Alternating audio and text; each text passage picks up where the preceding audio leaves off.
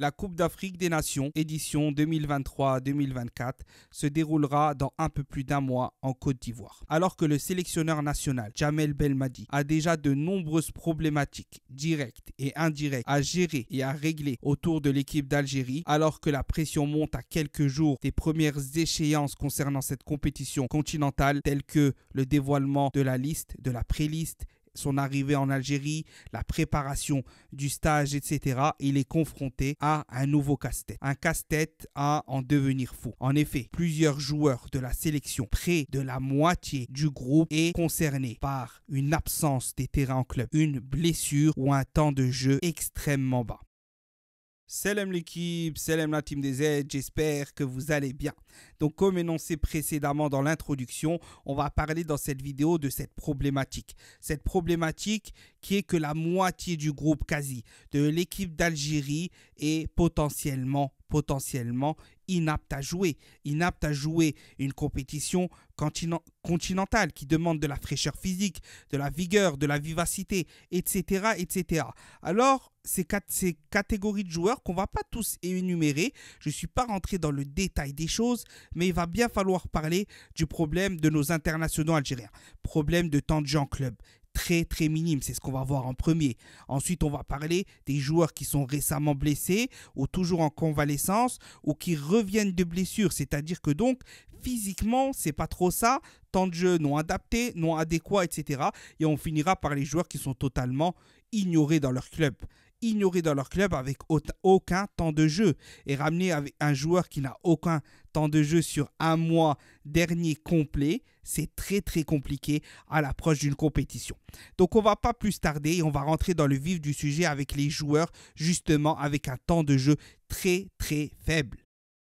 Pour commencer, parlons de Adamounas. 12% environ de temps de jeu en club, c'est-à-dire qu'il a joué 42 minutes sur les 4 derniers matchs. Je suis parti pour tous les joueurs à partir de la date du 9 novembre, c'est-à-dire donc il y a environ un mois et je n'ai pas compté le temps de jeu accordé en sélection. On est sur un temps de jeu catastrophique, 12%.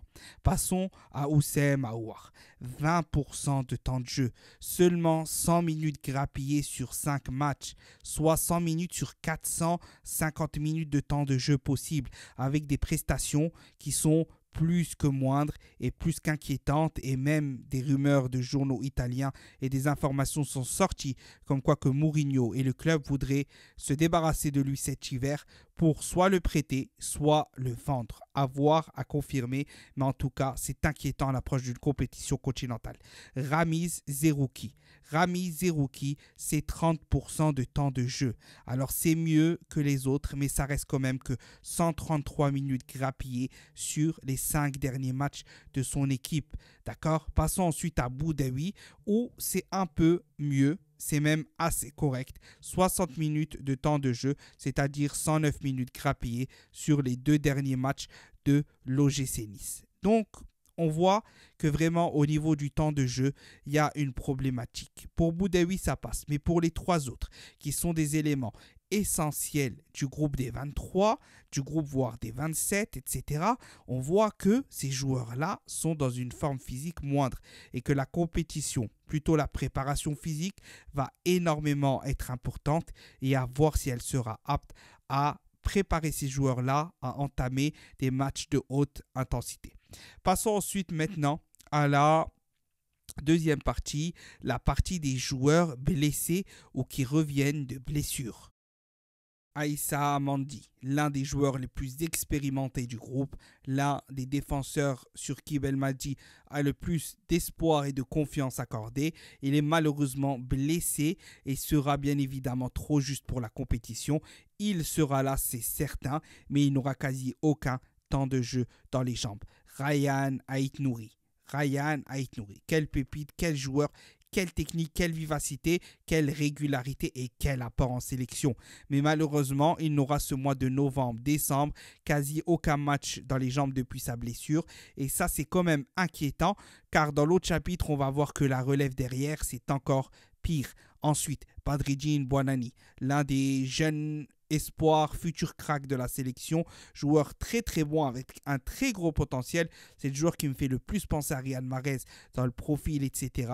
Il est malheureusement blessé lors du dernier match, il s'est blessé et veut dire que c'est sûr maintenant qu'il sera absent lui carrément de la CAN et voilà. Ensuite Bennacer, il revient de blessure, on connaît sa situation, certains disent qu'il faut l'appeler, d'autres non, etc. Alors il a commencé un petit match, on verra ce que ça va donner, mais quoi qu'il arrive, il ne sera pas à 100% au début du stage. C'est logique, évident, clair, net et précis. Du coup, faudra-t-il l'appeler ou pas? Peu importe, mais quoi qu'il arrive, il ne sera pas à 100% lors du stage. Et là, on passe à la dernière catégorie. La catégorie la plus inquiétante à la fois, mais aussi, on va dire, la plus rassurante parce que ce ne sont pas des joueurs titulaires, d'accord? Mais c'est quand même, ça reste quand même très inquiétant parce qu'un groupe, ça a besoin de remplaçants de qualité. Et là, on va voir qu'il y a beaucoup de joueurs dont leur club ne leur font plus confiance. Zerba, boycotté par son club depuis 5 matchs.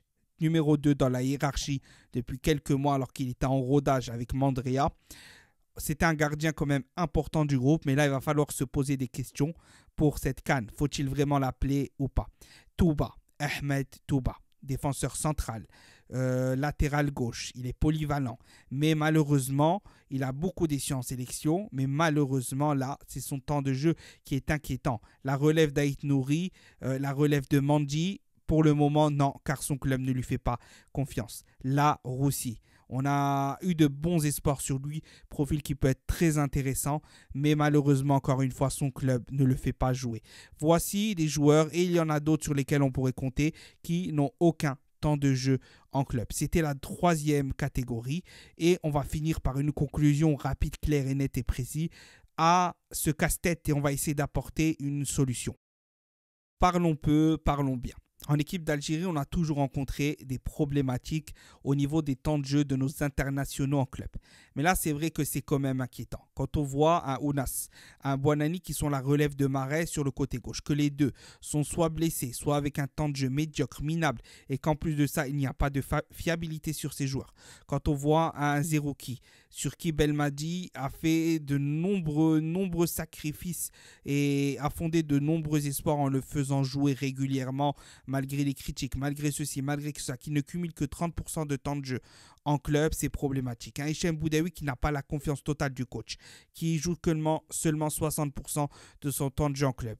Oussem Aouar, sur qui beaucoup ont fondé beaucoup d'espoir, qui fait une saison plus que moyenne, voire mauvaise dans son club, un retour qui n'est pas triomphant, loin de là, et donc ce qui laisse supposer que cette CAN-là, il ne sera pas du tout un élément important. Quand on voit que Ryan Aït Nouri, Aïssa Mandi, deux joueurs qui sont maintenant des cadres de l'équipe et des titulaires en puissance pour le coach, sont blessés et qui viendront avec ce stage avec 0 minute de temps de jeu depuis un mois et demi.